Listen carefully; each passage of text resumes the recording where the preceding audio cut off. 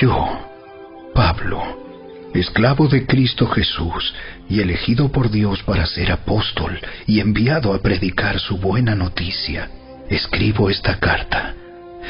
Dios prometió esa buena noticia hace tiempo por medio de sus profetas en las Sagradas Escrituras. La buena noticia trata de su Hijo en su vida terrenal. Él fue descendiente del rey David y quedó demostrado que era el Hijo de Dios cuando fue resucitado de los muertos mediante el poder del Espíritu Santo. Él es Jesucristo, nuestro Señor. Por medio de Cristo, Dios nos ha dado a nosotros como apóstoles el privilegio y la autoridad de anunciar por todas partes a los gentiles lo que Dios ha hecho por ellos, a fin de que crean en Él y lo obedezcan, lo cual dará gloria a su nombre. Ustedes están incluidos entre los gentiles que fueron llamados a pertenecer a Jesucristo. Les escribo a todos ustedes, los amados de Dios que están en Roma y son llamados a ser su pueblo santo. Que Dios nuestro Padre y el Señor Jesucristo les den gracia y paz. Ante todo les digo que mediante Jesucristo le doy gracias a mi Dios por todos ustedes, porque en todas partes del mundo se habla de la fe que tienen en Él. Dios sabe cuántas veces los recuerdo en mis oraciones. Día y noche hago mención de ustedes y sus necesidades delante de Dios, a quien sirvo con todo mi corazón, anunciando la buena noticia acerca de su Hijo. Algo que siempre pido en oración es que Dios mediante se presente la oportunidad de ir por fin a verlos, pues tengo muchos deseos de visitarlos para llevarles algún don espiritual que los ayude a crecer firmes en el Señor. Cuando nos encontremos, quiero alentarlos en la fe, pero también me gustaría recibir aliento de la fe de ustedes. Quiero que sepan, amados hermanos, que me propuse muchas veces ir a visitarlos, pero hasta el momento me vi impedido. Mi deseo es trabajar entre ustedes y ver frutos espirituales, tal como he visto entre otros gentiles, pues siento una gran obligación, tanto con los habitantes del mundo civilizado como con los del resto del mundo, con los instruidos y los incultos por igual. Así que estoy ansioso por visitarlos también a ustedes que están en Roma para predicarles la buena noticia.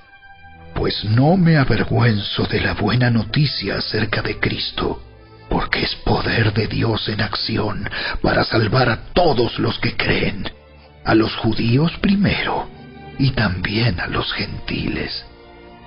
Esa buena noticia nos revela cómo Dios nos hace justos ante sus ojos, lo cual se logra del principio al fin por medio de la fe. Como dicen las Escrituras, es por medio de la fe que el justo tiene vida. Pero Dios muestra su ira desde el cielo contra todos los que son pecadores y perversos, que detienen la verdad con su perversión. Ellos conocen la verdad acerca de Dios, porque Él se la ha hecho evidente, pues desde la creación del mundo, todos han visto los cielos y la tierra, por medio de todo lo que Dios hizo.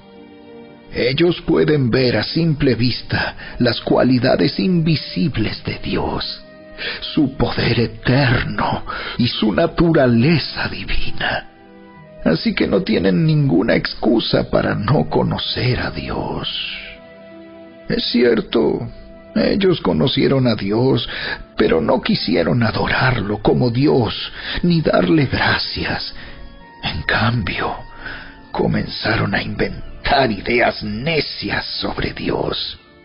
Como resultado, la mente les quedó en oscuridad y confusión. Afirmaban ser sabios, pero se convirtieron en completos necios. Y en lugar de adorar al Dios inmortal y glorioso, rindieron culto a ídolos que ellos mismos se hicieron con forma de simples mortales, de aves, de animales de 4 patas y de reptiles. Entonces Dios los abandonó para que hicieran todas las cosas vergonzosas que deseaban en su corazón. Como resultado, usaron sus cuerpos para hacerse cosas viles y degradantes entre sí. Cambiaron la verdad acerca de Dios por una mentira, y así rindieron culto y sirvieron a las cosas que Dios creó, pero no al Creador mismo, quien es digno de eterna alabanza. Amén.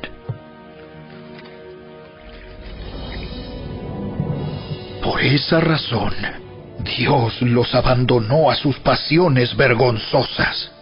Aún las mujeres se rebelaron contra la forma natural de tener relaciones sexuales y, en cambio, dieron rienda suelta al sexo unas con otras. Los hombres, por su parte, en lugar de tener relaciones sexuales normales con la mujer, ardieron en pasiones unos con otros. Los hombres hicieron cosas vergonzosas con otros hombres, y como consecuencia de ese pecado, sufrieron dentro de sí el castigo que merecían.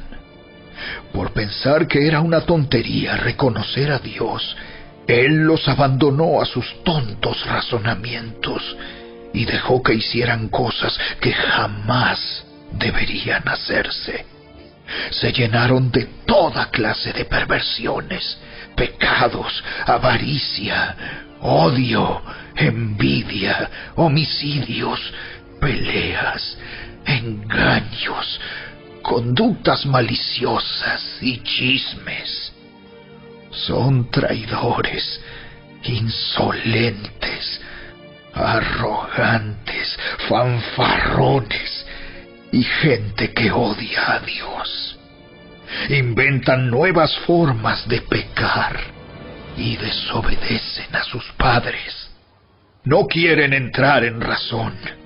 No cumplen lo que prometen. Son crueles y no tienen compasión.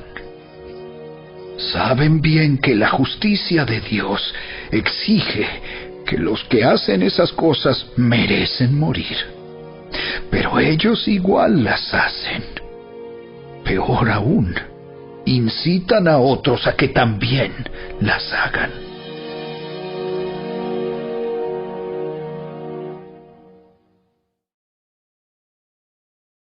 Capítulo 2. Tal vez crees que puedes condenar a tales individuos, pero tu maldad es igual que la de ellos, y no tienes ninguna excusa. Cuando dices que son perversos y merecen ser castigados, te condenas a ti mismo, porque tú, que juzgas a otros, también practicas las mismas cosas. Y sabemos que Dios, en su justicia, castigará a todos los que hacen tales cosas. Y tú, que juzgas a otros por hacer esas cosas, ¿cómo crees que podrás evitar el juicio de Dios cuando tú haces lo mismo? ¿No te das cuenta de lo bondadoso, tolerante y paciente que es Dios contigo? ¿Acaso eso no significa nada para ti? ¿No ves que la bondad de Dios es para guiarte a que te arrepientas y abandones tu pecado?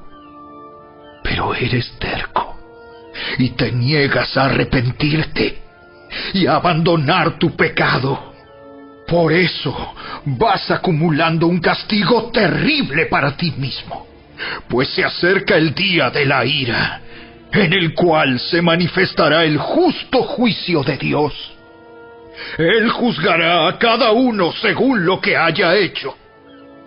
Dará vida eterna a los que siguen haciendo el bien, pues de esa manera demuestran que buscan la gloria, el honor y la inmortalidad que Dios ofrece.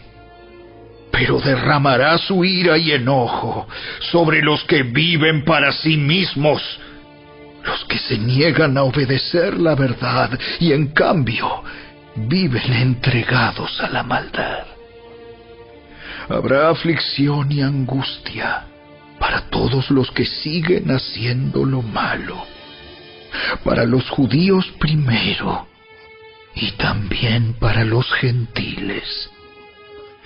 Pero habrá gloria, honra y paz de parte de Dios para todos los que hacen lo bueno, para los judíos primero y también para los gentiles. Pues Dios no muestra favoritismo. Los gentiles serán destruidos por el hecho de pecar, aunque nunca tuvieron la ley escrita de Dios. Y los judíos, quienes sí tienen la ley de Dios, serán juzgados por esa ley porque no la obedecen. Pues el simple acto de escuchar la ley no nos hace justos ante Dios. Es obedecer la ley lo que nos hace justos ante sus ojos.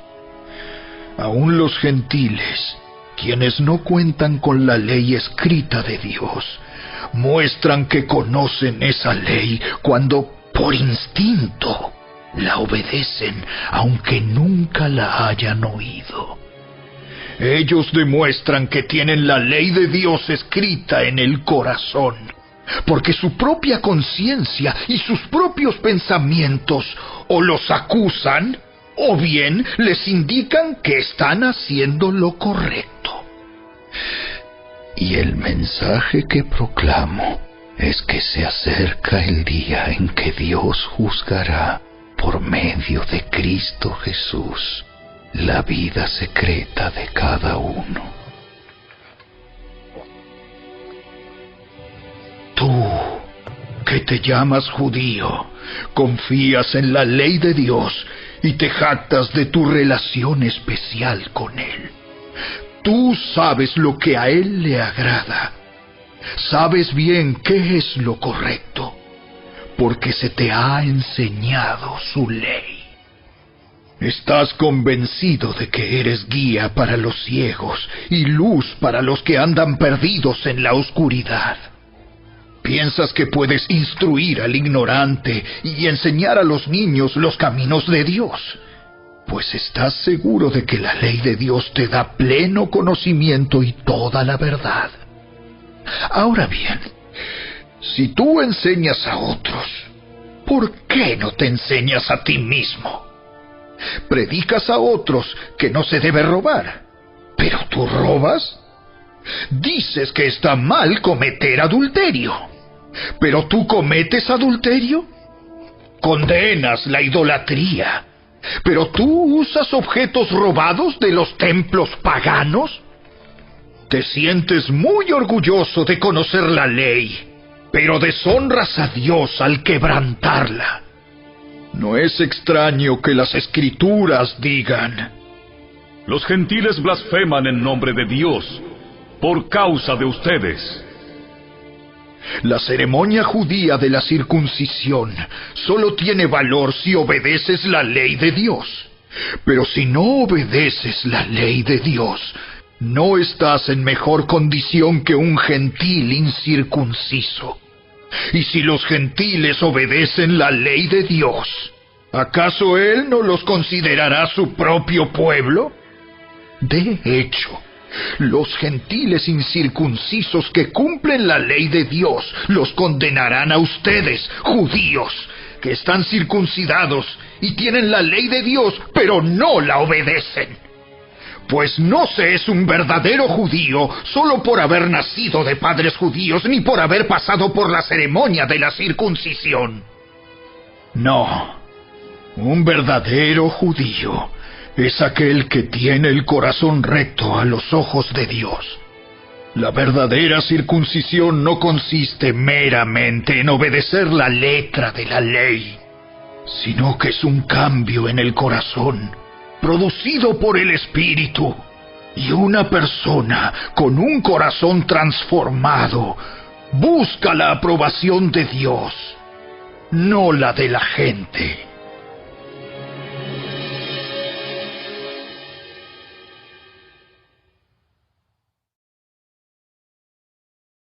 Capítulo 3. Entonces, ¿cuál es la ventaja de ser judío? ¿Tiene algún valor la ceremonia de la circuncisión? Claro que sí. Tiene muchos beneficios. En primer lugar, a los judíos se les confió toda la revelación de Dios. Es cierto, algunos de ellos fueron infieles. ¿Pero acaso eso significa que, porque ellos fueron infieles, Dios también será infiel? Por supuesto que no. Aun cuando todos los demás sean mentirosos, Dios es veraz, como dicen las Escrituras acerca de Él. Quedará demostrado que tienes razón en lo que dices, y ganarás tu caso en los tribunales. Sin embargo, algunos podrían decir, nuestro pecado cumple un buen propósito, porque muestra a otros lo justo que es Dios. ¿No es injusto entonces que Dios nos castigue? Este no es más que un punto de vista humano. ¡De ninguna manera! Si Dios no fuera completamente justo, ¿cómo tendría autoridad para juzgar al mundo? Sin embargo, alguien podría seguir argumentando, ¿por qué Dios me juzga como pecador si mi mentira realza su veracidad y le da más gloria a Él? Algunos incluso nos difaman asegurando que nosotros decimos, cuanto más pecamos, mejor. Los que dicen tales cosas merecen ser condenados. Ahora bien, ¿llegamos a la conclusión de que los judíos somos mejores que los demás? ¡Para nada! Tal como acabamos de demostrar, todos, sean judíos o gentiles, están bajo el poder del pecado. Como dicen las Escrituras, no hay ni un solo justo, ni siquiera uno. Nadie es realmente sabio. Nadie busca a Dios. Todos se desviaron. Todos se volvieron inútiles. No hay ni uno que haga lo bueno, ni uno solo. Lo que hablan es repugnante, como el mal olor de una tumba abierta. Su lengua está llena de mentiras. Veneno de serpientes gotea de sus labios. Su boca está llena de maldición y amargura. Se apresuran a matar. Siempre hay destrucción y sufrimiento en sus caminos. No saben dónde encontrar paz. No tienen temor de Dios en absoluto. Obviamente, la ley se aplica a quienes fue entregada, porque su propósito es evitar que la gente tenga excusas y demostrar que todo el mundo es culpable delante de Dios. Pues nadie llegará jamás a ser justo ante Dios por hacer lo que la ley manda. La ley sencillamente nos muestra lo pecadores que somos. Pero ahora, tal como se prometió tiempo atrás en los escritos de Moisés y de los profetas, Dios nos ha mostrado cómo podemos ser justos ante Él sin cumplir con las exigencias de la ley.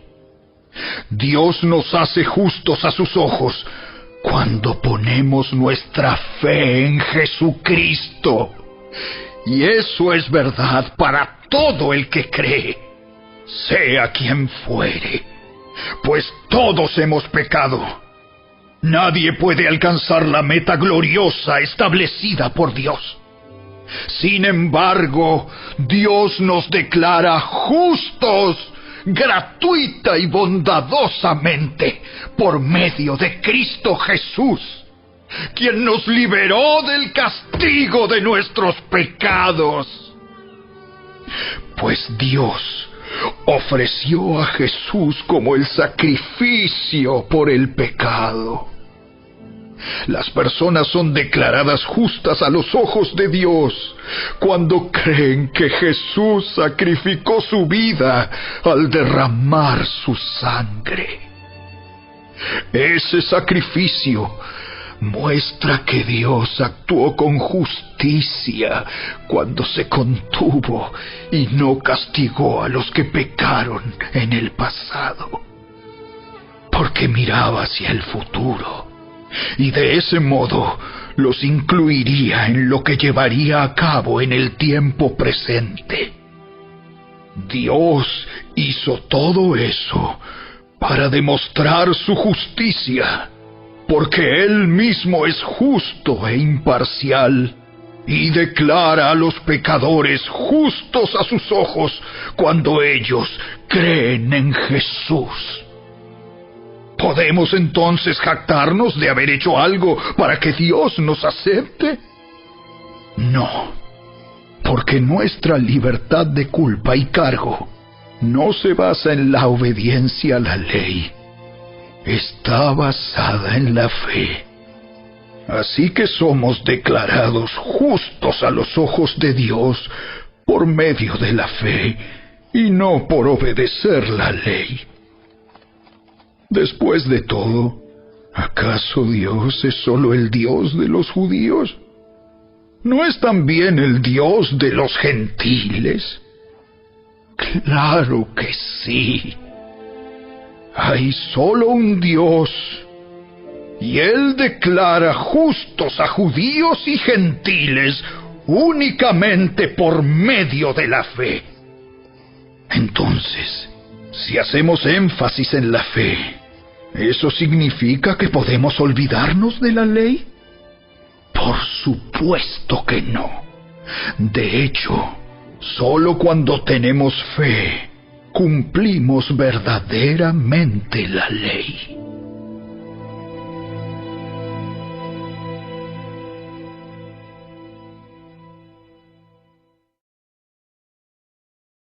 Capítulo 4. Humanamente hablando, Abraham fue el fundador de nuestra nación judía. ¿Qué descubrió él acerca de llegar a ser justo ante Dios? Que si sus buenas acciones le hubieran servido para que Dios lo aceptara, habría tenido de qué jactarse. Pero esa no era la forma de actuar de Dios, pues las Escrituras nos dicen: Abraham le creyó a Dios, y Dios lo consideró justo debido a su fe.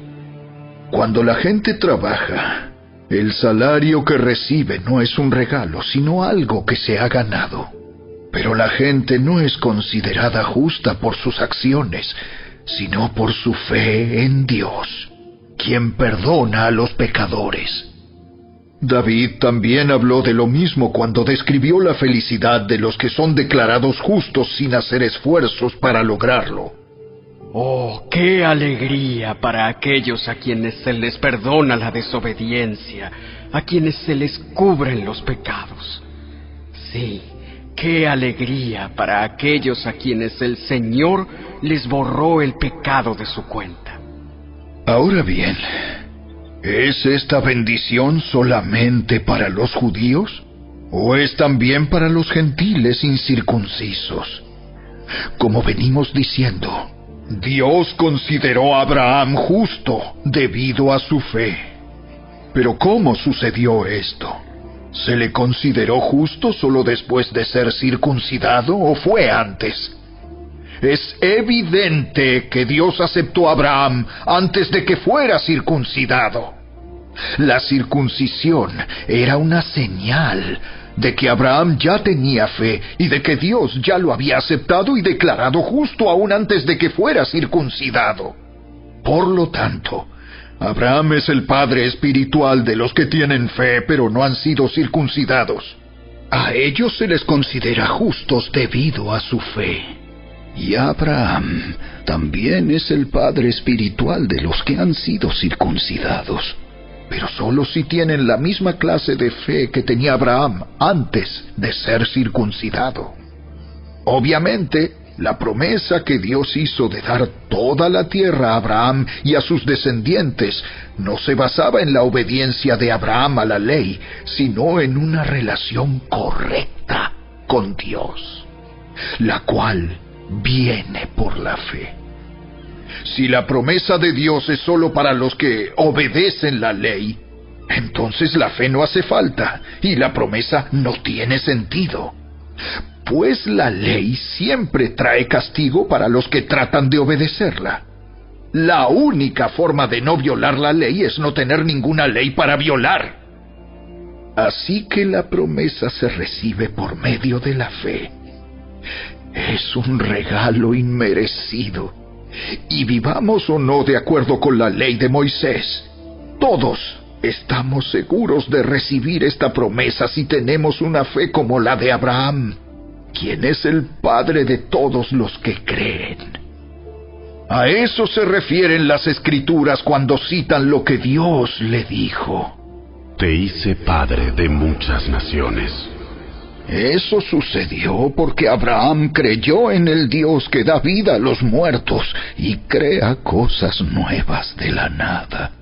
Aun cuando no había motivos para tener esperanza, Abraham siguió teniendo esperanza porque había creído en que llegaría a ser el padre de muchas naciones, pues Dios le había dicho: Esa es la cantidad de descendientes que tendrás.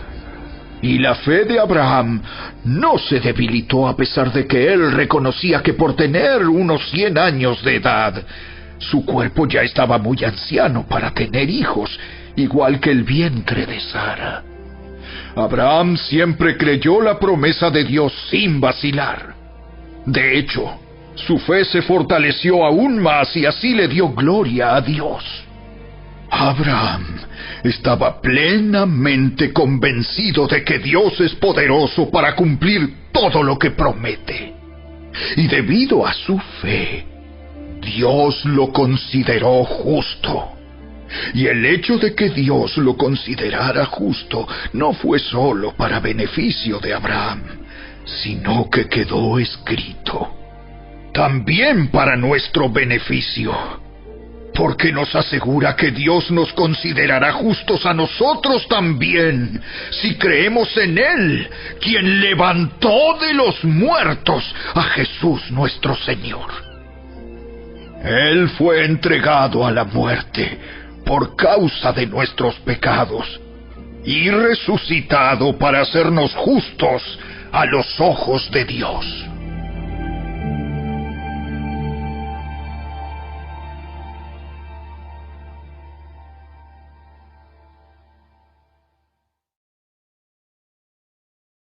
Capítulo 5.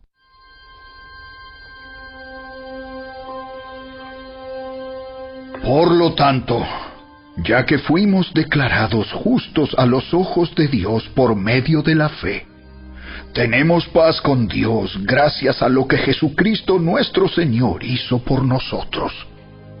Debido a nuestra fe, Cristo nos hizo entrar en este lugar de privilegio inmerecido en el cual ahora permanecemos, y esperamos con confianza y alegría participar de la gloria de Dios. También nos alegramos al enfrentar pruebas y dificultades, porque sabemos que nos ayudan a desarrollar resistencia. Y la resistencia desarrolla firmeza de carácter, y el carácter fortalece nuestra esperanza segura de salvación.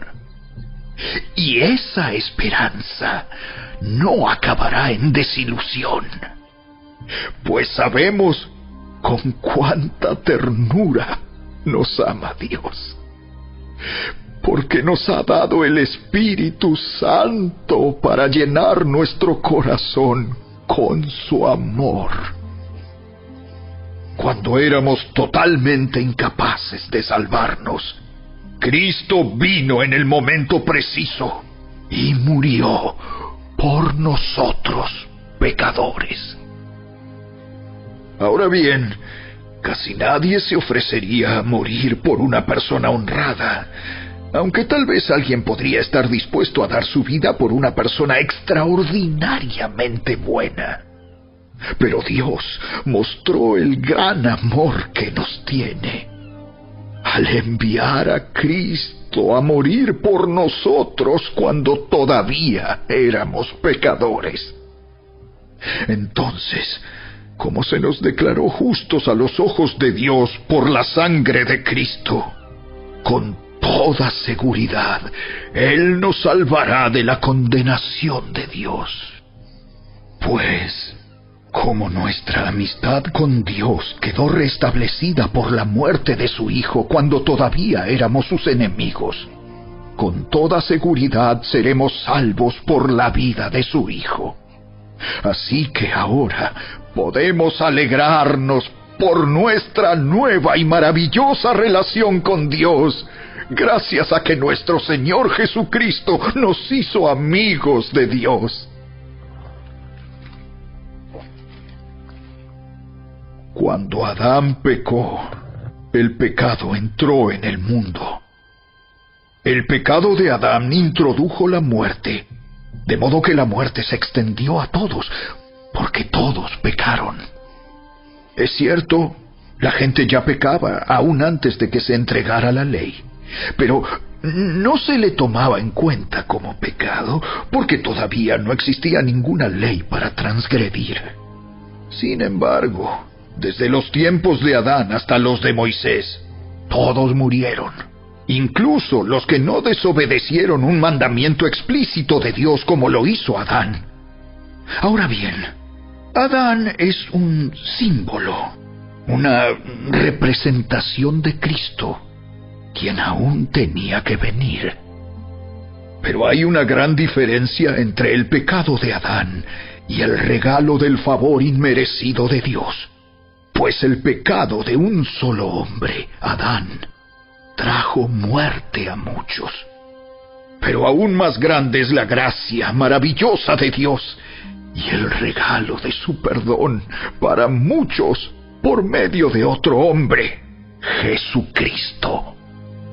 Y el resultado del regalo del favor inmerecido de Dios es muy diferente de la consecuencia del pecado de ese primer hombre. Pues el pecado de Adán llevó a la condenación, pero el regalo de Dios nos lleva a ser declarados justos a los ojos de Dios, a pesar de que somos culpables de muchos pecados. Pues el pecado de un solo hombre, Adán, hizo que la muerte reinara sobre muchos. Pero aún más grande es la gracia maravillosa de Dios y el regalo de su justicia, porque todos los que lo reciben vivirán en victoria sobre el pecado y la muerte por medio de un solo hombre, Jesucristo. Así es, un solo pecado de Adán trae condenación para todos. Pero un solo acto de justicia de Cristo trae una relación correcta con Dios y vida nueva para todos. Por uno solo que desobedeció a Dios, muchos pasaron a ser pecadores. Pero por uno solo que obedeció a Dios, muchos serán declarados justos.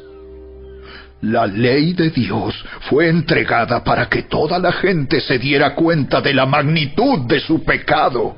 Pero mientras más pecaba la gente, más abundaba la gracia maravillosa de Dios.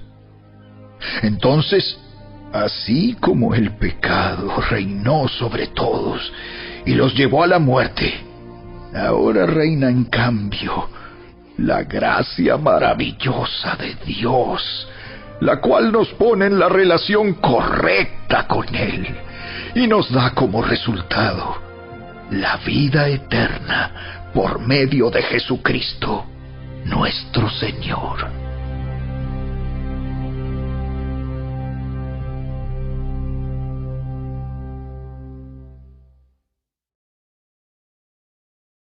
Capítulo 6. Ahora bien, ¿deberíamos seguir pecando para que Dios nos muestre más y más su gracia maravillosa? Por supuesto que no. Nosotros hemos muerto al pecado. Entonces, ¿cómo es posible que sigamos viviendo en pecado? ¿O acaso olvidaron que cuando fuimos unidos a Cristo Jesús en el bautismo, nos unimos a Él en su muerte? Pues hemos muerto y fuimos sepultados con Cristo mediante el bautismo. Y tal como Cristo fue levantado de los muertos por el poder glorioso del Padre, ahora nosotros también podemos vivir una vida nueva. Dado que fuimos unidos a Él en su muerte, también seremos resucitados como Él. Sabemos que nuestro antiguo ser pecaminoso fue crucificado con Cristo para que el pecado perdiera su poder en nuestra vida. Ya no somos esclavos del pecado, pues cuando morimos con Cristo, fuimos liberados del poder del pecado. Y dado que morimos con Cristo, sabemos que también viviremos con Él. Estamos seguros de eso, porque Cristo fue levantado de los muertos y nunca más volverá a morir. La muerte ya no tiene ningún poder sobre Él. Cuando Él murió, murió una sola vez, a fin de quebrar el poder del pecado. Pero ahora que Él vive, vive para la gloria de Dios. Así también ustedes deberían considerarse muertos al poder del pecado y vivos para Dios por medio de Cristo Jesús. No permitan que el pecado controle la manera en que viven. No caigan ante los deseos pecaminosos. No dejen que ninguna parte de su cuerpo se convierta en un instrumento del mal para servir al pecado. En cambio, entréguense completamente a Dios, porque antes estaban muertos, pero ahora tienen una vida nueva. Así que usen todo su cuerpo como un instrumento para hacer lo que es correcto para la gloria de Dios. El pecado ya no es más su amo, porque ustedes ya no viven bajo las exigencias de la ley. En cambio, viven en la libertad de la gracia de Dios. Ahora bien, ¿eso significa que podemos seguir pecando porque la gracia de Dios nos ha liberado de la ley? Claro que no. ¿No se dan cuenta de que uno se convierte en esclavo de todo lo que decide obedecer? Uno puede ser esclavo del pecado, lo cual lleva a la muerte, o puede decidir obedecer a Dios, lo cual lleva a una vida recta. Antes ustedes eran esclavos del pecado, pero gracias a Dios, ahora obedecen de todo corazón la enseñanza que les hemos dado. Ahora son libres de la esclavitud del pecado y se han hecho esclavos de la vida recta. Uso la ilustración de la esclavitud para ayudarlos a entender todo esto, porque la naturaleza humana de ustedes es débil. En el pasado se dejaron esclavizar por la impureza y el desenfreno, lo cual los hundió aún más en el pecado. Ahora deben entregarse como esclavos a la vida recta para llegar a ser santos. Cuando eran esclavos del pecado, estaban libres de la obligación de hacer lo correcto. ¿Y cuál fue la consecuencia? Que ahora están avergonzados de las cosas que solían hacer, cosas que terminan en la condenación eterna. Pero ahora quedaron libres del poder del pecado y se han hecho esclavos de Dios. Ahora hacen las cosas que llevan a la santidad y que dan como resultado la vida eterna. Pues la paga que deja el pecado es la muerte, pero el regalo que Dios da es la vida eterna por medio de Cristo Jesús, nuestro Señor.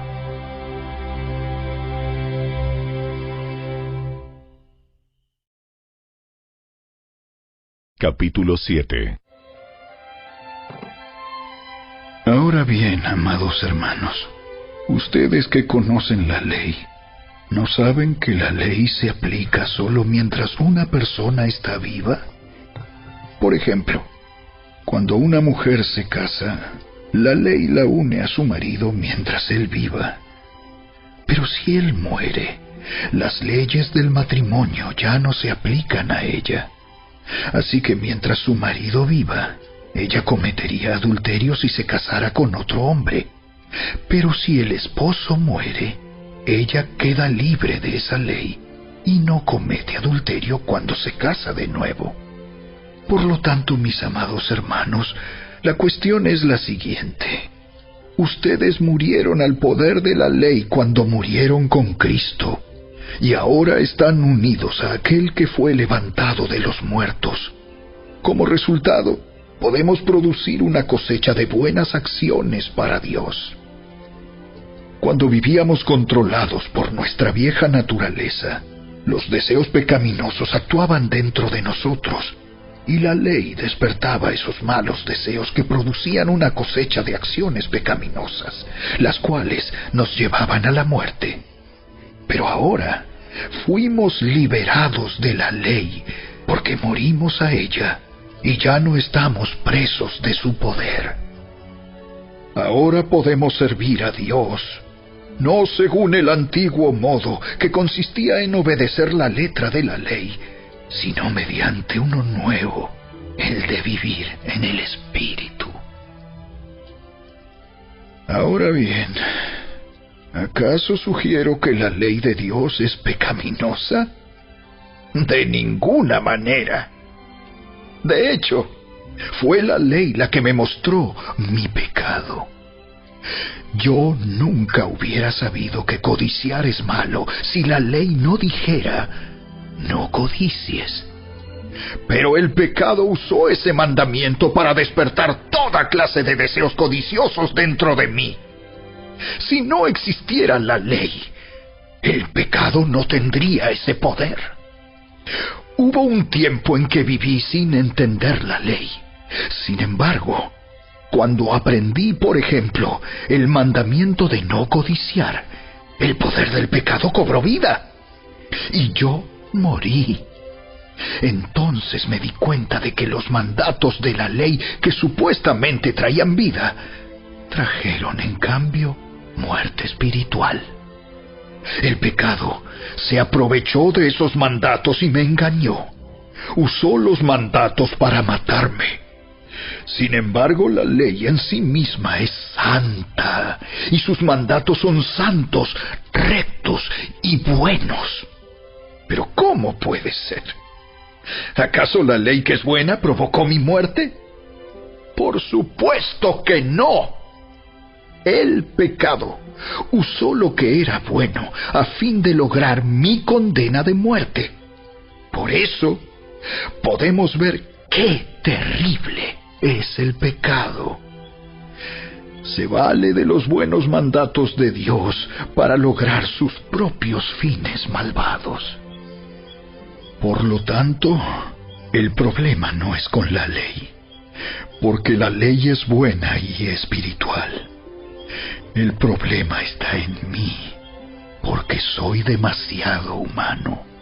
un esclavo del pecado.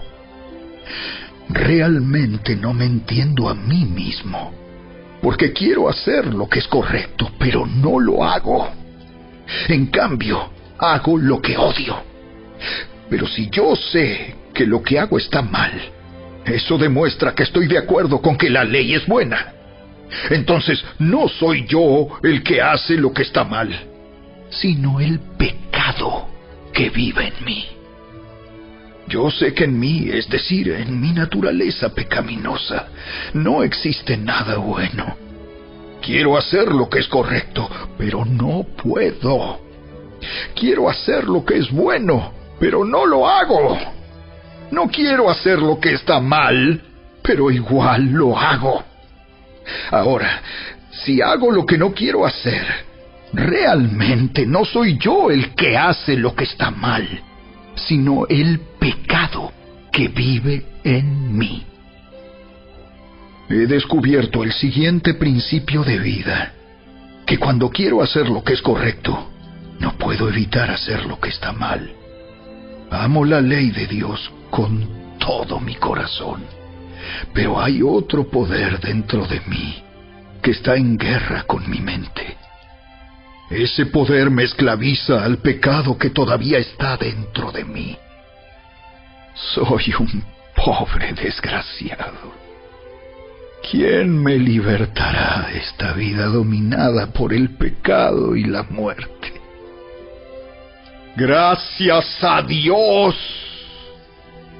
La respuesta está en Jesucristo, nuestro Señor. Así que ya ven, en mi mente de verdad quiero obedecer la ley de Dios, pero a causa de mi naturaleza pecaminosa, soy esclavo del pecado.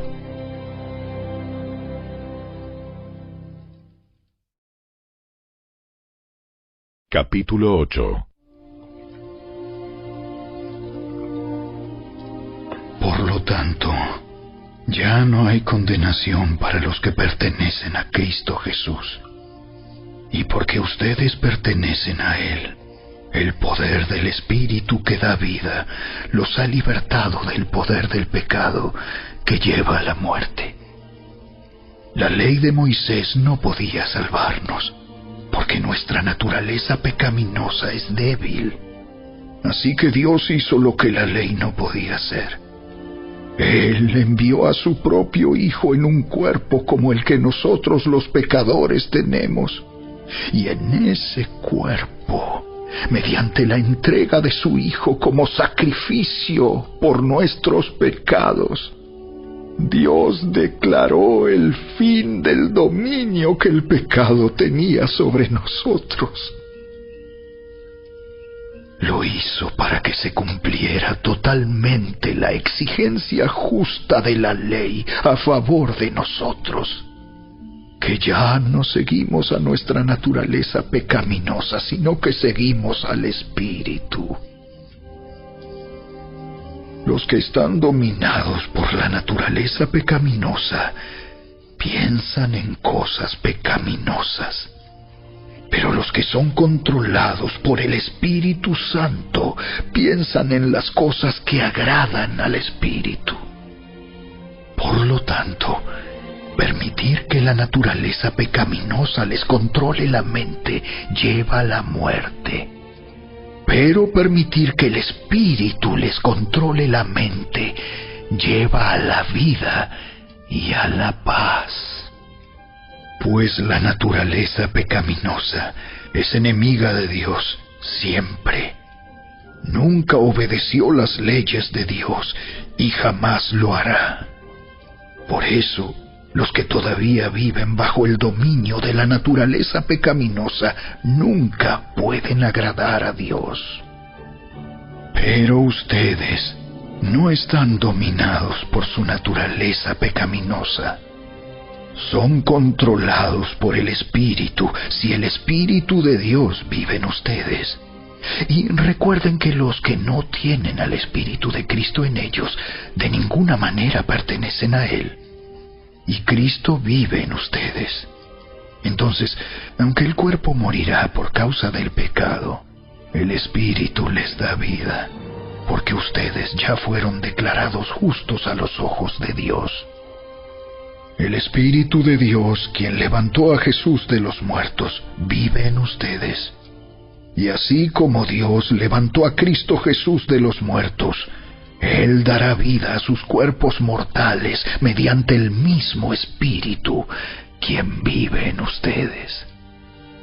Por lo tanto, amados hermanos, no están obligados a hacer lo que su naturaleza pecaminosa los incita a hacer, pues si viven obedeciéndola, morirán. Pero si mediante el poder del Espíritu hacen morir las acciones de la naturaleza pecaminosa, vivirán. Pues todos los que son guiados por el Espíritu de Dios son hijos de Dios. Y ustedes no han recibido un espíritu que los esclavice al miedo. En cambio, recibieron el Espíritu de Dios cuando Él los adoptó como sus propios hijos. Ahora lo llamamos Abba, Padre, pues su Espíritu se une a nuestro espíritu para confirmar que somos hijos de Dios. Así que como somos sus hijos, también somos sus herederos. De hecho, somos herederos junto con Cristo de la gloria de Dios. Pero si vamos a participar de su gloria, también debemos participar de su sufrimiento. Sin embargo, lo que ahora sufrimos no es nada comparado con la gloria que Él nos revelará más adelante, pues toda la creación espera con anhelo el día futuro en que Dios revelará quiénes son verdaderamente sus hijos. Contra su propia voluntad, toda la creación quedó sujeta a la maldición de Dios. Sin embargo, con gran esperanza, la creación espera el día en que será liberada de la muerte y la descomposición, y se unirá a la gloria de los hijos de Dios. Pues sabemos que hasta el día de hoy, toda la creación gime de angustia como si tuviera dolores de parto. Y los creyentes también gemimos, aunque tenemos al Espíritu Santo en nosotros como una muestra anticipada de la gloria futura, porque anhelamos que nuestro cuerpo sea liberado del pecado y el sufrimiento. Nosotros también deseamos con una esperanza ferviente que llegue el día en que Dios nos dé todos nuestros derechos como sus hijos adoptivos, incluido el nuevo cuerpo que nos prometió. Recibimos esa esperanza cuando fuimos salvos. Si uno ya tiene algo, no necesita esperarlo. Pero si deseamos algo que todavía no tenemos, debemos esperar con paciencia y confianza. Además, el Espíritu Santo nos ayuda en nuestra debilidad. Por ejemplo, nosotros no sabemos qué quiere Dios que le pidamos en oración, pero el Espíritu Santo ora por nosotros con gemidos que no pueden expresarse con palabras. Y el Padre, quien conoce cada corazón, sabe lo que el Espíritu dice, porque el Espíritu intercede por nosotros, los creyentes, en armonía con la voluntad de Dios. Y sabemos que Dios hace que todas las cosas cooperen para el bien de quienes lo aman y son llamados según el propósito que Él tiene para ellos. Pues Dios conoció a los suyos de antemano y los eligió para que llegaran a ser como su Hijo, a fin de que su Hijo fuera el hijo mayor de muchos hermanos. Después de haberlos elegido, Dios los llamó para que se acercaran a Él, y una vez que los llamó, los puso en la relación correcta con Él. Y luego de ponerlos en la relación correcta con Él, les dio su gloria. ¿Qué podemos decir acerca de cosas tan maravillosas como estas? Si Dios está a favor de nosotros, ¿quién podrá ponerse en nuestra contra? Si Dios no se guardó ni a su propio Hijo, sino que lo entregó por todos nosotros, ¿no nos dará también todo lo demás? ¿Quién se atreve a acusarnos a nosotros, a quienes Dios ha elegido para sí? Nadie, porque Dios mismo nos puso en la relación correcta con Él. Entonces, ¿quién nos condenará?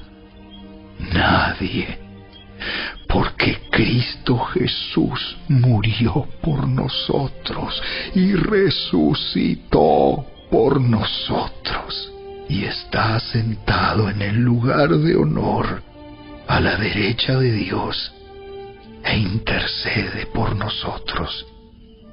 ¿Acaso hay algo que pueda separarnos del amor de Cristo? ¿Será que Él ya no nos ama si tenemos problemas o aflicciones, si somos perseguidos o pasamos hambre, o estamos en la miseria o en peligro o bajo amenaza de muerte? Como dicen las Escrituras, por tu causa nos matan cada día, nos tratan como a ovejas en el matadero. Claro que no. A pesar de todas estas cosas, nuestra victoria es absoluta por medio de Cristo, quien nos amó. Y estoy convencido de que nada podrá jamás separarnos del amor de Dios. Ni la muerte, ni la vida, ni ángeles, ni demonios, ni nuestros temores de hoy, ni nuestras preocupaciones de mañana, ni siquiera los poderes del infierno pueden separarnos del amor de Dios. Ningún poder en las alturas ni en las profundidades, de hecho, nada en toda la creación podrá jamás separarnos del amor de Dios, que está revelado en Cristo Jesús, nuestro Señor.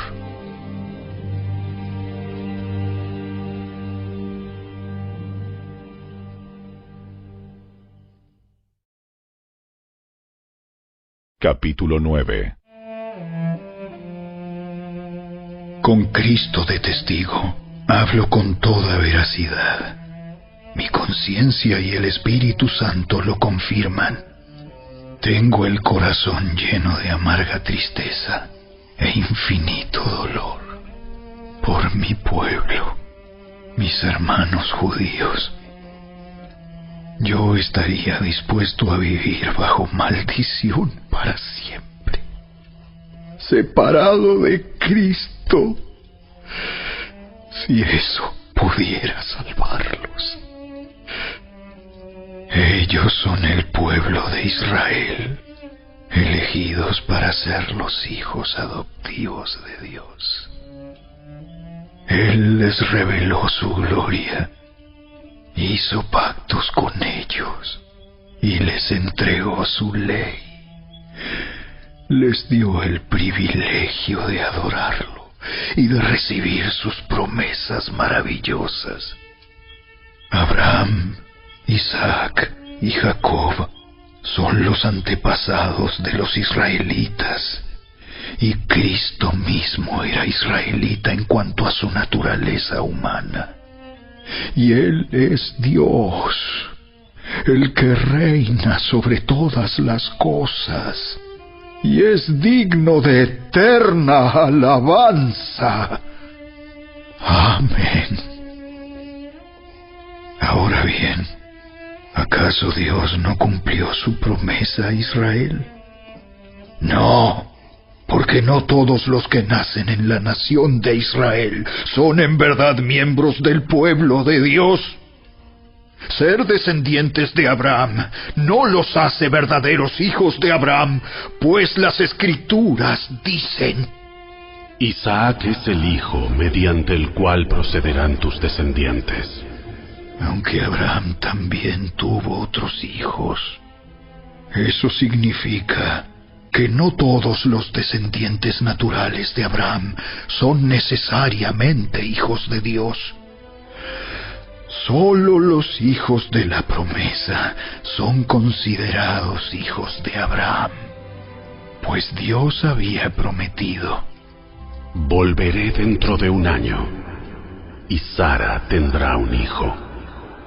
Ese hijo fue nuestro antepasado Isaac. Cuando se casó con Rebeca, ella dio a luz mellizos. Sin embargo, antes de que nacieran, antes de que pudieran hacer algo bueno o malo, ella recibió un mensaje de Dios. Este mensaje demuestra que Dios elige a la gente según sus propósitos. Él llama a las personas, pero no según las buenas o malas acciones que haya hecho. Se le dijo: tu hijo mayor servirá a tu hijo menor. Como dicen las Escrituras: tendré misericordia de quien yo quiera, y mostraré compasión con quien yo quiera. ¿Estamos diciendo entonces que Dios fue injusto? Por supuesto que no, pues Dios le dijo a Moisés: amé a Jacob, pero rechacé a Esaú. Por lo tanto, es Dios quien decide tener misericordia. No depende de nuestro deseo, ni de nuestro esfuerzo, pues las Escrituras cuentan que Dios le dijo al faraón: te he designado con el propósito específico de exhibir mi poder en ti y dar a conocer mi fama por toda la tierra. Así que, como ven, Dios decide tener misericordia de algunos y también decide endurecer el corazón de otros para que se nieguen a escuchar. Ahora bien, ustedes podrían decir: ¿por qué Dios culpa a las personas por no responder? ¿Acaso no hicieron sencillamente lo que Él les exige que hagan? No, no digan eso. ¿Quién eres tú, simple ser humano, para discutir con Dios? ¿Acaso el objeto creado puede preguntarle a su creador: ¿por qué me has hecho así? Cuando un alfarero hace vasijas de barro, ¿no tiene derecho a usar del mismo trozo de barro para hacer una vasija de adorno y otra para arrojar basura? De la misma manera, aunque Dios tiene el derecho de mostrar su enojo y su poder, Él es muy paciente con aquellos que son objeto de su enojo, los que están destinados para destrucción. Lo hace para que las riquezas de su gloria brillen con mucha más intensidad sobre aquellos a quienes les tiene misericordia, los que preparó de antemano para gloria. Y nosotros estamos entre los que Él eligió, ya sea del grupo de los judíos o de los gentiles. Con respecto a los gentiles, Dios dice en la profecía de Oseas: a los que no eran mi pueblo, ahora los llamaré mi pueblo, y amaré a los que antes no amaba. Y también dice: en el lugar donde se les dijo: ustedes no son mi pueblo, allí serán llamados hijos del Dios viviente. Con respecto a Israel, el profeta Isaías clamó: aunque los hijos de Israel son tan numerosos como la arena a la orilla del mar, solo un remanente se salvará, pues el Señor ejecutará su sentencia sobre la tierra, sin demora y de manera terminante. Y lo mismo dijo Isaías en otro lugar: si el Señor de los ejércitos celestiales no hubiera perdonado la vida a unos cuantos de nuestros hijos, habríamos sido exterminados como Sodoma y destruidos como Gomorra. ¿Qué significa todo esto? Aunque los gentiles no trataban de seguir las normas de Dios, fueron declarados justos a los ojos de Dios. Y eso sucedió por medio de la fe. Pero los hijos de Israel, que se esforzaron tanto en cumplir la ley para llegar a ser justos ante Dios, nunca lo lograron. ¿Por qué no? Porque trataban de hacerse justos ante Dios por cumplir la ley en lugar de confiar en Él. Tropezaron con la gran piedra en su camino. Dios se lo advirtió en las Escrituras cuando dijo: Pongo en Jerusalén una piedra que hace tropezar a muchos, una roca que los hace caer. Pero todo el que confíe en Él jamás será avergonzado.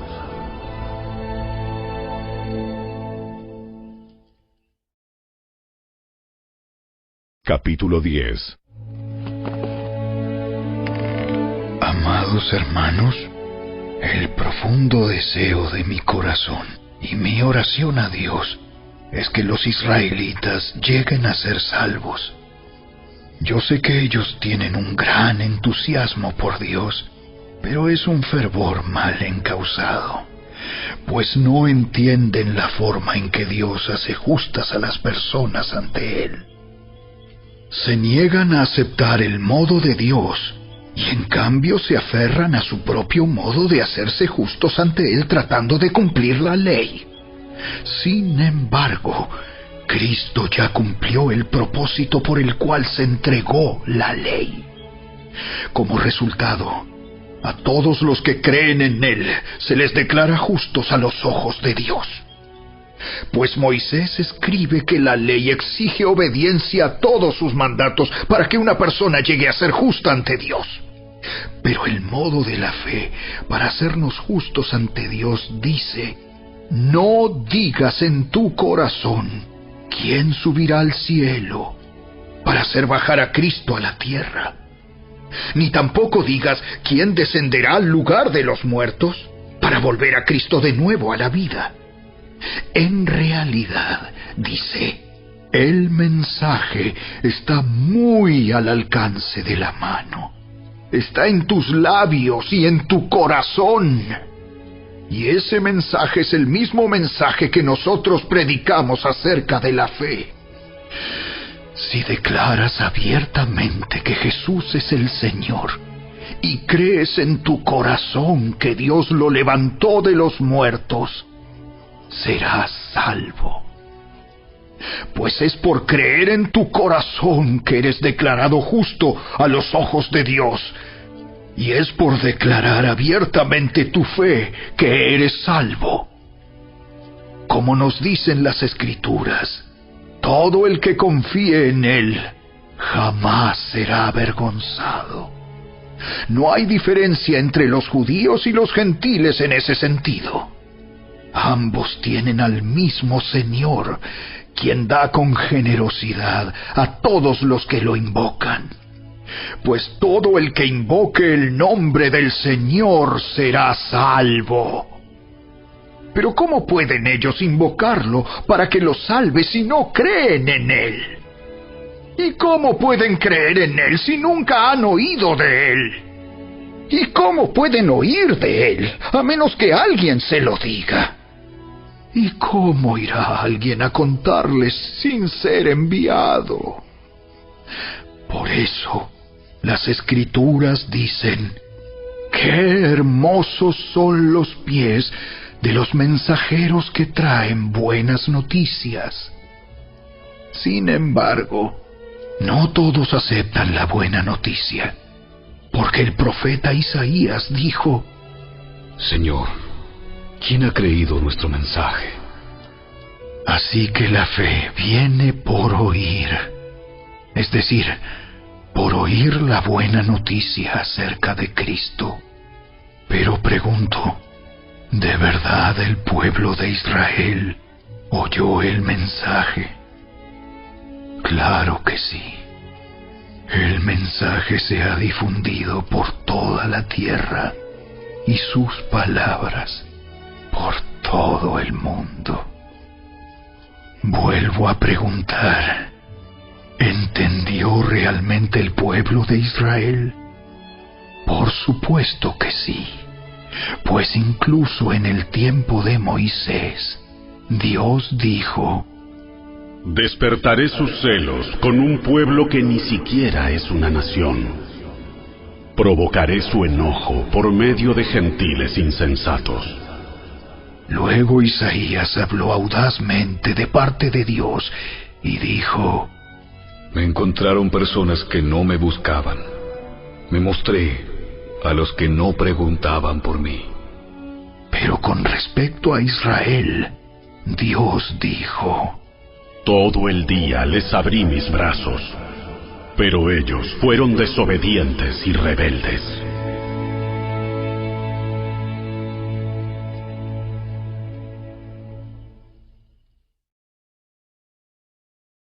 Capítulo 11. Entonces pregunto, ¿acaso Dios ha rechazado a su propio pueblo, la nación de Israel? Por supuesto que no. Yo mismo soy israelita, descendiente de Abraham y miembro de la tribu de Benjamín. No, Dios no ha rechazado a su propio pueblo, al cual eligió desde el principio. ¿Se dan cuenta de lo que dicen las Escrituras sobre el tema? El profeta Elías se quejó del pueblo de Israel ante Dios y dijo: Señor, han matado a tus profetas y derribaron tus altares. Yo soy el único que queda con vida, y ahora me buscan para matarme a mí también. ¿Y recuerdan la respuesta de Dios?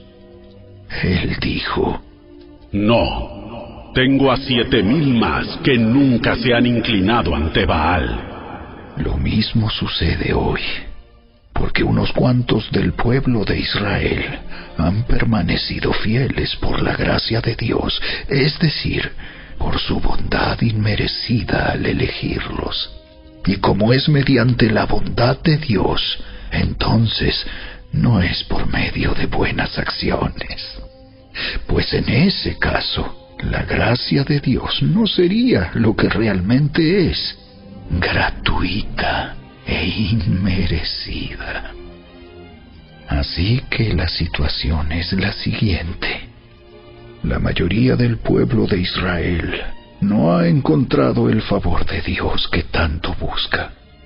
Unos cuantos sí lo han encontrado, los que Dios ha elegido, pero el corazón de los demás fue endurecido.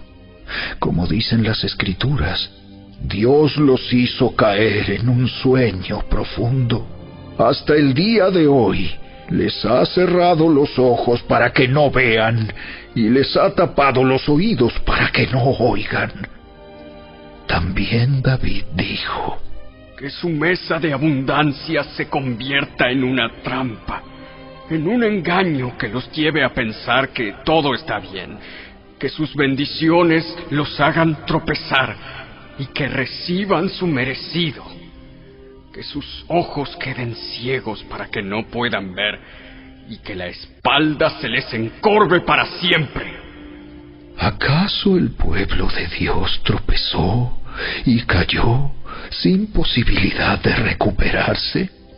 De ninguna manera. El pueblo fue desobediente. Por eso Dios puso la salvación al alcance de los gentiles.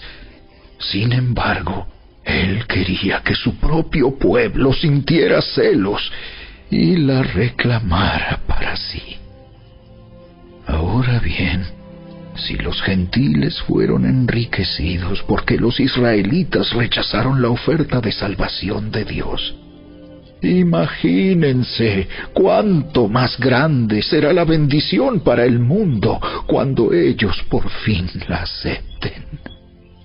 Menciono todo lo anterior especialmente para ustedes, los gentiles. Dios me designó apóstol a los gentiles. Pongo énfasis en esto, porque, de alguna manera, quiero hacer que los hijos de Israel sientan celos de lo que tienen ustedes los gentiles, y entonces yo pueda salvar a algunos de ellos. Pues si el rechazo de ellos hizo que Dios ofreciera la salvación al resto del mundo, la aceptación de ellos será algo aún más maravilloso. Será vida para los que estaban muertos. Y dado que Abraham y los otros patriarcas fueron santos, sus descendientes también serán santos, del mismo modo que toda la masa de pan es santa, porque la porción que se da como ofrenda es santa. Pues si las raíces del árbol son santas, las ramas también lo serán. Algunas ramas del árbol de Abraham, algunos del pueblo de Israel, han sido arrancadas, y ustedes, los gentiles, que eran ramas de un olivo silvestre, fueron injertados. Así que ahora ustedes también reciben la bendición que Dios prometió a Abraham y a sus hijos, con lo cual comparten con ellos el alimento nutritivo que proviene de la raíz del olivo especial de Dios. Así que no se jacten de haber sido injertados para reemplazar a las ramas que fueron arrancadas. Ustedes son solo una rama, no son la raíz. Tal vez digas, bueno, esas ramas fueron arrancadas para darme lugar a mí. Es cierto, pero recuerda, esas ramas fueron arrancadas porque no creyeron en Cristo. Y tú estás allí porque sí crees. Así que no te consideres tan importante. Más bien, teme lo que podría suceder. Pues si Dios no perdonó a las ramas originales, tampoco te perdonará a ti. Fíjate en que Dios es bondadoso, pero también es severo. Es severo con los que desobedecen, pero será bondadoso contigo si sigues confiando en su bondad. En cambio, si dejas de confiar, tú también serás arrancado por completo. Y si el pueblo de Israel abandona su incredulidad, volverá a ser injertado, pues Dios tiene poder para volver a injertarlo en el árbol. Tú, por naturaleza, eras una rama cortada de un olivo silvestre. Por lo tanto, si Dios estuvo dispuesto a ir en contra de la naturaleza al injertarte en un árbol cultivado, Él estará mucho más dispuesto a injertar las ramas originales en el árbol al que pertenecen. Mis amados hermanos, quiero que entiendan este misterio, para que no se vuelvan orgullosos de ustedes mismos.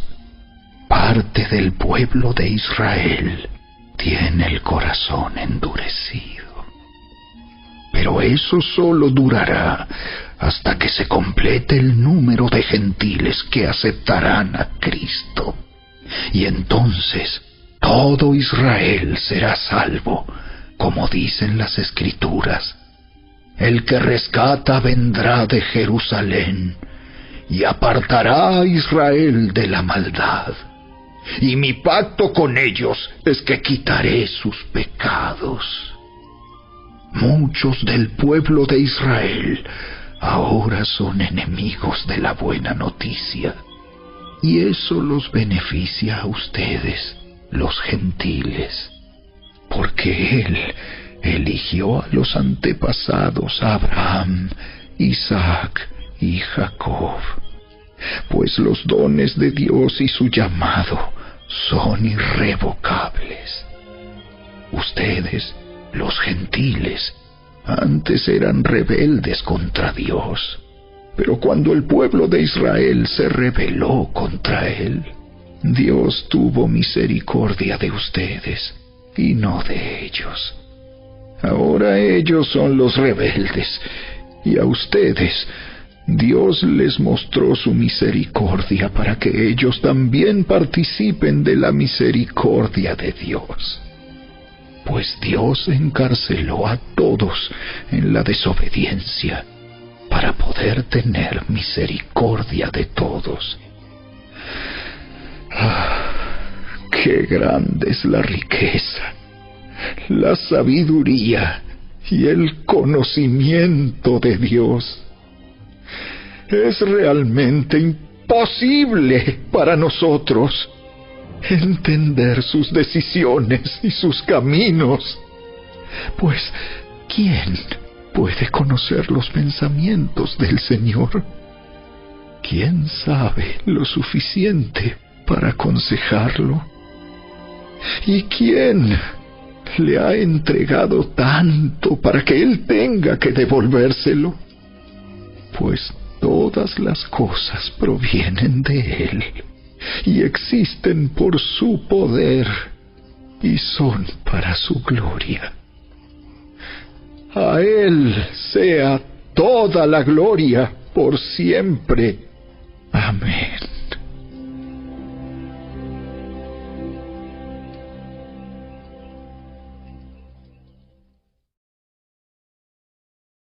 Capítulo 12. Por lo tanto, amados hermanos, les ruego que entreguen su cuerpo a Dios por todo lo que Él ha hecho a favor de ustedes. Que sea un sacrificio vivo y santo, la clase de sacrificio que a Él le agrada. Esa es la verdadera forma de adorarlo. No imiten las conductas ni las costumbres de este mundo. Más bien dejen que Dios los transforme en personas nuevas al cambiarles la manera de pensar. Entonces aprenderán a conocer la voluntad de Dios para ustedes, la cual es buena, agradable y perfecta. Basado en el privilegio y la autoridad que Dios me ha dado, le advierto a cada uno de ustedes lo siguiente: ninguno se crea mejor de lo que realmente es. Sean realistas al evaluarse a ustedes mismos. Háganlo según la medida de fe que Dios les haya dado. Así como nuestro cuerpo tiene muchas partes y cada parte tiene una función específica, el cuerpo de Cristo también. Nosotros somos las diversas partes de un solo cuerpo y nos pertenecemos unos a otros. Dios, en su gracia, nos ha dado dones diferentes para hacer bien determinadas cosas. Por lo tanto, si Dios te dio la capacidad de profetizar, habla con toda la fe que Dios te haya concedido. Si tu don es servir a otros, sírvelos bien. Si eres maestro, enseña bien. Si tu don consiste en animar a otros, anímalos.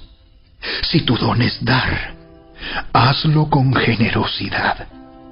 Si Dios te ha dado la capacidad de liderar, toma la responsabilidad en serio.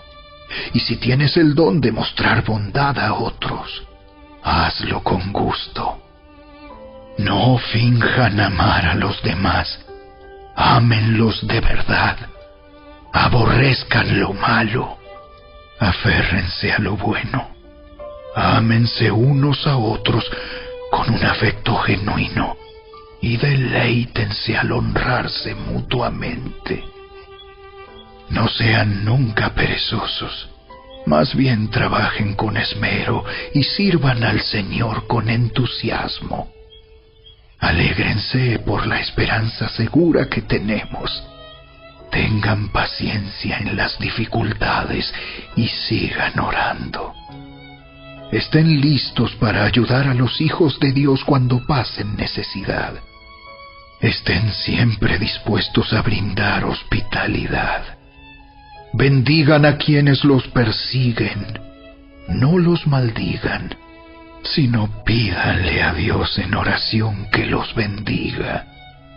Alégrense con los que están alegres y lloren con los que lloran. Vivan en armonía unos con otros. No sean tan orgullosos como para no disfrutar de la compañía de la gente común. Y no piensen que lo saben todo. Nunca devuelvan a nadie mal por mal. Compórtense de tal manera que todo el mundo vea que ustedes son personas honradas. Hagan todo lo posible por vivir en paz con todos. Queridos amigos, nunca tomen venganza. Dejen que se encargue la justa ira de Dios, pues dicen las Escrituras: yo tomaré venganza. Yo les pagaré lo que se merecen. En cambio, si tus enemigos tienen hambre, dales de comer. Si tienen sed, dales de beber. Al hacer esto, amontonarás carbones encendidos de vergüenza sobre su cabeza. No dejen que el mal los venza. Más bien, venzan el mal haciendo el bien.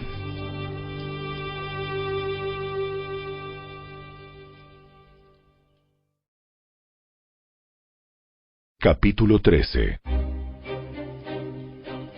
Toda persona debe someterse a las autoridades de gobierno, pues toda autoridad proviene de Dios, y los que ocupan puestos de autoridad están allí colocados por Dios. Por lo tanto, cualquiera que se rebele contra la autoridad, se rebela contra lo que Dios ha instituido, y será castigado. Pues las autoridades no infunden temor a los que hacen lo que está bien, sino en los que hacen lo que está mal. ¿Quieres vivir sin temor a las autoridades?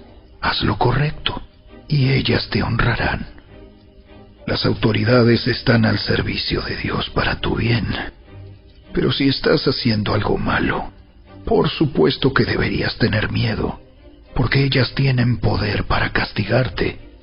Están al servicio de Dios para cumplir el propósito específico de castigar a los que hacen lo malo. Por eso tienes que someterte a ellas, no solo para evitar el castigo, sino para mantener tu conciencia limpia. Por esas mismas razones, también paguen sus impuestos, pues los funcionarios de gobierno necesitan cobrar su sueldo. Ellos sirven a Dios con lo que hacen. Ustedes den a cada uno lo que le deben. Paguen los impuestos y demás aranceles a quien corresponda, y den respeto y honra a los que están en autoridad. No deban nada a nadie, excepto el deber de amarse unos a otros. Si aman a su prójimo, cumplen con las exigencias de la ley de Dios, pues los mandamientos dicen: no cometas adulterio, no cometas asesinato, no robes, no codicies. Estos y otros mandamientos semejantes se resumen en uno solo: ama a tu prójimo como a ti mismo. El amor no hace mal a otros. Por eso el amor cumple con las exigencias de la ley de Dios. Esto es aún más urgente, porque ustedes saben que es muy tarde. El tiempo se acaba. Despierten, porque nuestra salvación ahora está más cerca que cuando recién creímos. La noche ya casi llega a su fin. El día de la salvación amanecerá pronto. Por eso, dejen de lado sus actos oscuros, como si se quitaran ropa sucia, y pónganse la armadura resplandeciente de la vida recta. Ya que nosotros pertenecemos al día, vivamos con decencia a la vista de todos. No participen en la oscuridad de las fiestas desenfrenadas y de las borracheras, ni vivan en promiscuidad sexual e inmoralidad. ni se metan en peleas, ni tengan envidia. Más bien, vístanse con la presencia del Señor Jesucristo y no se permitan pensar en formas de complacer los malos deseos.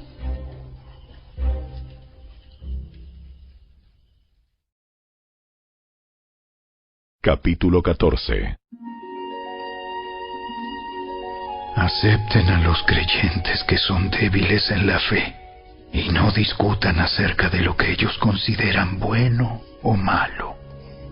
Por ejemplo, un creyente piensa que está bien comer de todo, pero otro creyente, con una conciencia sensible, come solo verduras.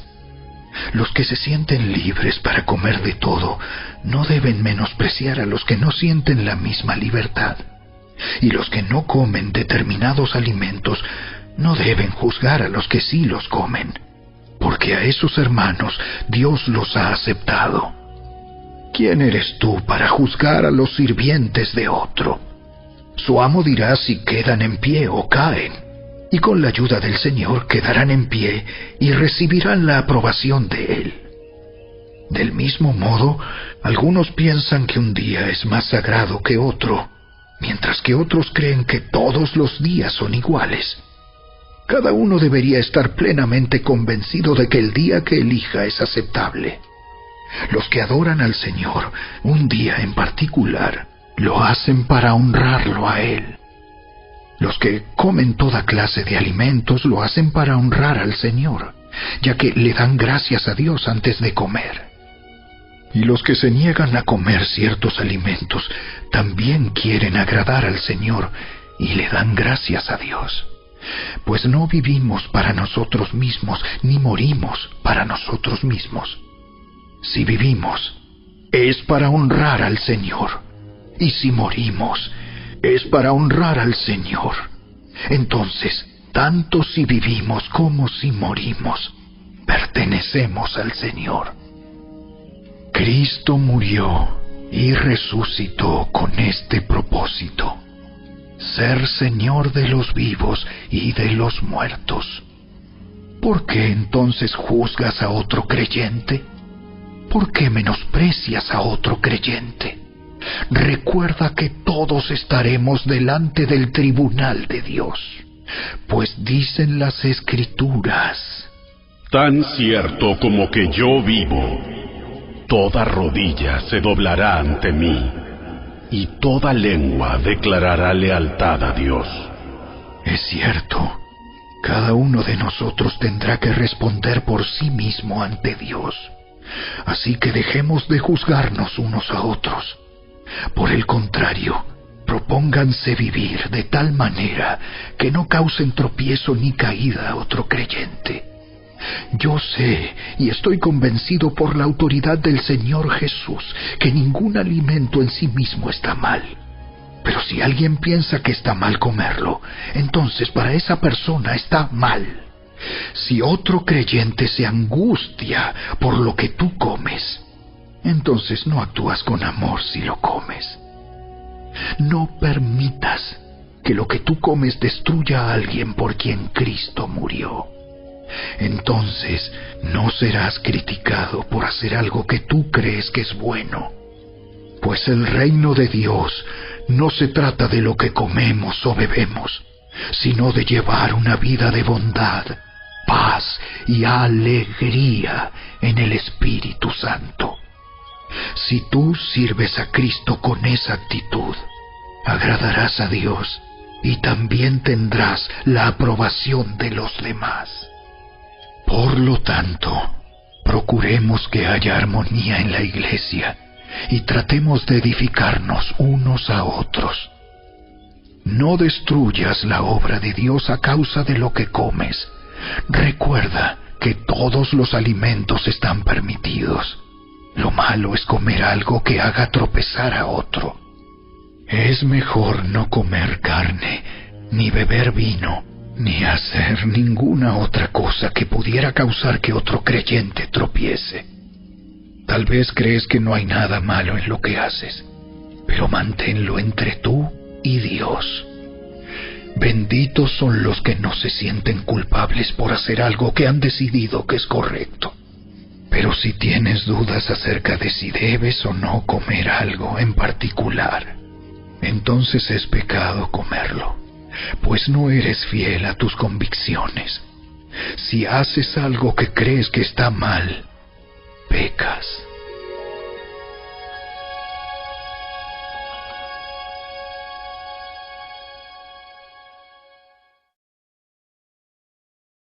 Capítulo 15.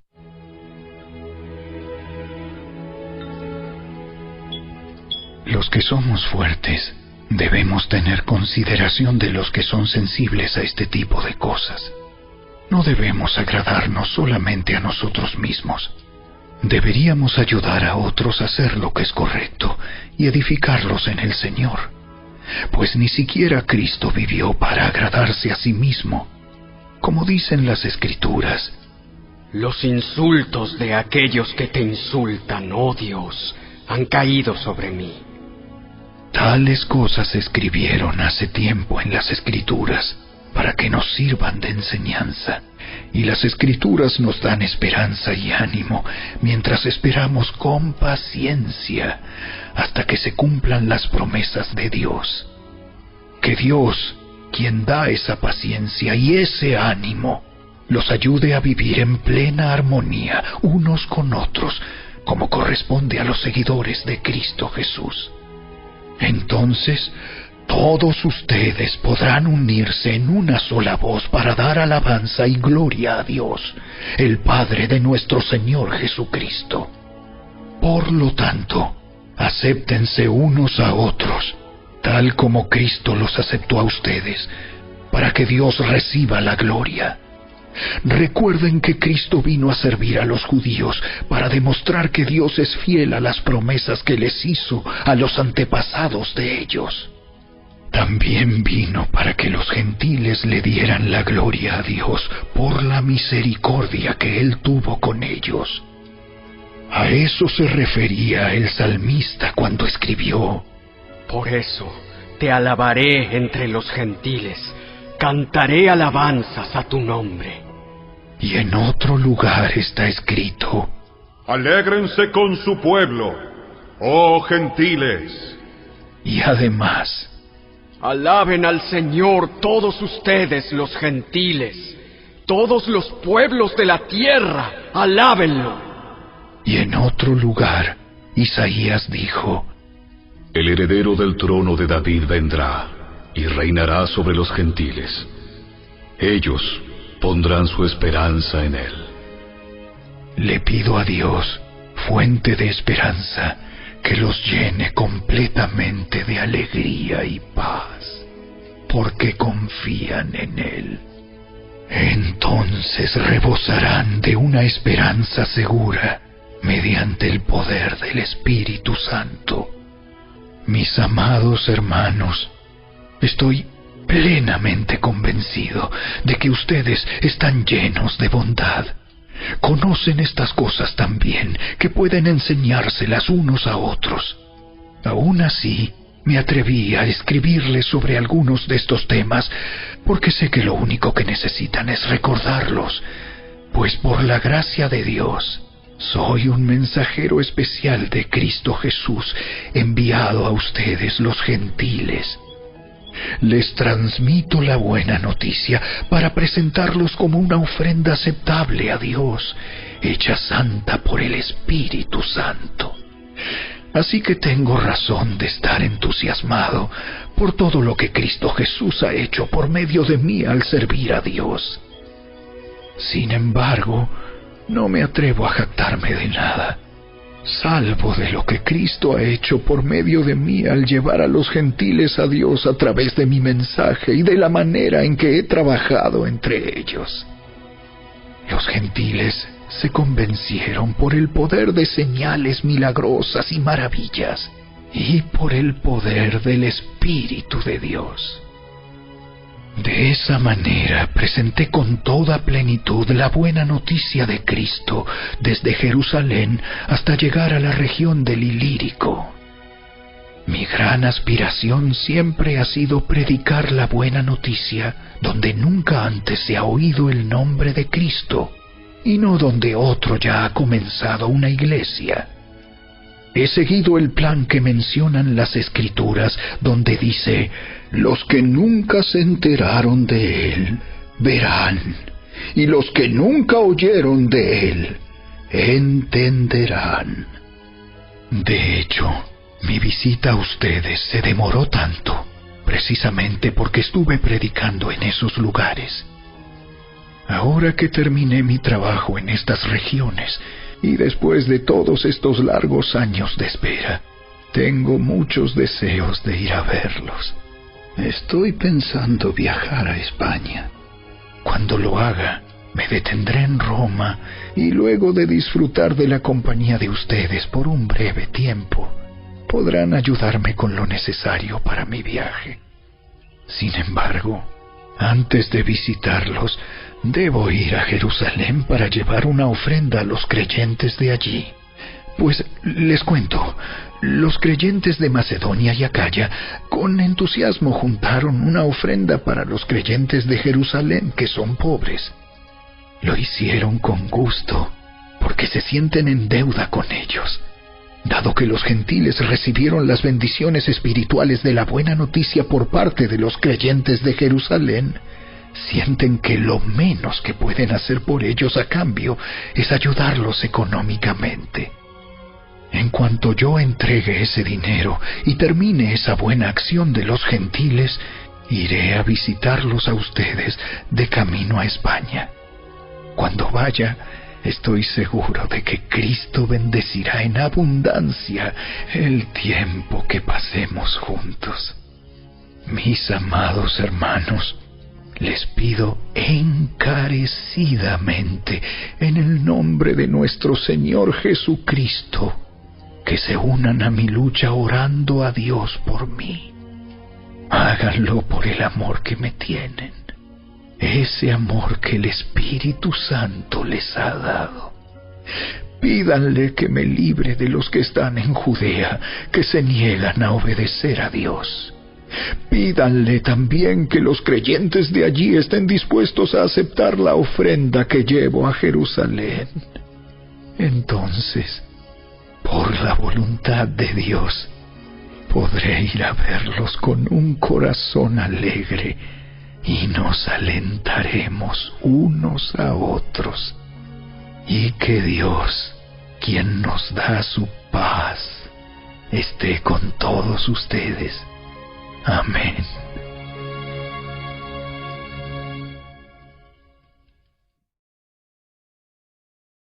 Capítulo 16. Les encomiendo a nuestra hermana Febe, quien es diaconisa de la iglesia en Cencrea. Recíbanla en el Señor como digna de honra en el pueblo de Dios. Ayúdenla en todo lo que necesite, porque ella ha sido de ayuda para muchos, especialmente para mí. Den mis saludos a Priscila y Aquila, mis colaboradores en el ministerio de Cristo Jesús. De hecho, ellos una vez arriesgaron la vida por mí. Yo les estoy agradecido, igual que todas las iglesias de los gentiles. Den también mis saludos a la iglesia que se reúne en el hogar de ellos. Saluden a mi querido amigo Epeneto. Él fue el primero de toda la provincia de Asia que se convirtió en seguidor de Cristo. Denle mis saludos a María, quien ha trabajado tanto por ustedes. Saluden a Andrónico y a Junias, judíos como yo, quienes estuvieron en la cárcel conmigo. Ellos son muy respetados entre los apóstoles y se hicieron seguidores de Cristo antes que yo. Saluden a Amplias, mi querido amigo en el Señor. Saludos también a Urbano, nuestro colaborador en Cristo, y a mi querido amigo Estaquis. Saluden a Apeles, un buen hombre aprobado por Cristo, y den mis saludos a los creyentes de la familia de Aristóbulo. Saluden a Herodión, judío como yo. Saluden a los de la familia de Narciso, que son del Señor.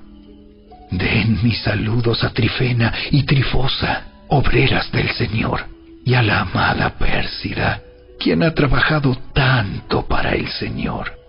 Saluden a Rufo, a quien el Señor eligió para ser lo suyo, y también a su querida madre, quien ha sido como una madre para mí. Den mis saludos a Asíncrito, Flegonte, Hermas, Patrobas, Hermes y a los hermanos que se reúnen con ellos. Saluden también a Filólogo, Julia, Nereo y su hermana, y a Olimpas y a todos los creyentes que se reúnen con ellos. Salúdense unos a otros con un beso santo. Todas las iglesias de Cristo les envían saludos. Y ahora, mis amados hermanos, les pido algo más. Tengan cuidado con los que causan divisiones y trastornan la fe de los creyentes al enseñar cosas que van en contra de lo que a ustedes se les enseñaron. Manténganse lejos de ellos. Tales personas no sirven a Cristo nuestro Señor. Sirven a sus propios intereses. Con palabras suaves y halagos engañan a la gente inocente. Pero todos saben que ustedes son obedientes al Señor. Eso me llena de alegría. Quiero que sean sabios para hacer lo que está bien y sigan siendo inocentes en cuanto a toda clase de mal. El Dios de paz pronto aplastará a Satanás bajo los pies de ustedes. Que la gracia de nuestro Señor Jesús sea con ustedes. Timoteo, mi compañero de trabajo, les manda saludos, igual que Lucio, Jasón y Sosípater, judíos como yo. Yo, Tercio, quien escribo esta carta de parte de Pablo, también les envío mis saludos como uno de los seguidores del Señor. Los saluda Gayo, él es quien me hospeda, y también recibe en su casa a toda la iglesia. Les envía saludos Erasto, el tesorero de la ciudad, y también el hermano Cuarto. Que toda la gloria sea para Dios, quien puede fortalecerlos tal como expresa la buena noticia. En ese mensaje acerca de Jesucristo se ha revelado su plan para ustedes, los gentiles. Un plan que estuvo guardado en secreto desde el principio del tiempo. Pero ahora, tal como lo predijeron los profetas y el Dios eterno lo ha ordenado, ese mensaje se da a conocer a todos los gentiles en todas partes, para que ellos también puedan creer y obedecerlo a Él. Toda la gloria sea para el único sabio Dios eternamente, por medio de Jesucristo. Amén.